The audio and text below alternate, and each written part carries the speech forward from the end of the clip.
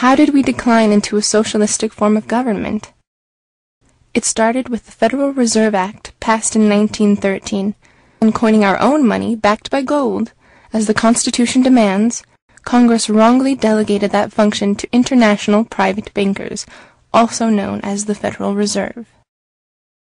One of the chief backers of the original Federal Reserve Bank, Lord Rothschild, said, "Give me control of a nation's currency, and I care not who makes its laws." This meant that the government basically got a brand new credit card with no limit.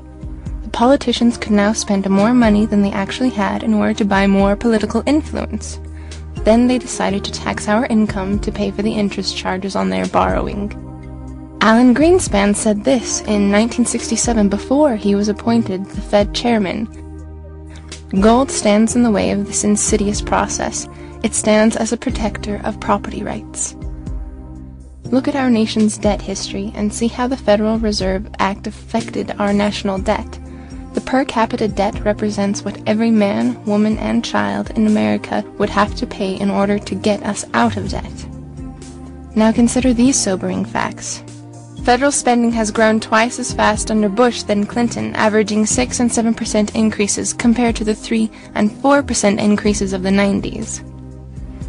The biggest increases in federal spending under Bush and the Republicans are not related to the war on terror or homeland security.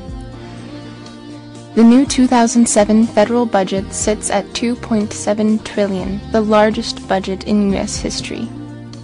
Over the last 6 years, the federal government and its entitlement programs have grown more under a supposedly conservative president and a conservative Congress than at any other time in our nation's history. Does this follow a platform of limited government and erasing the national debt?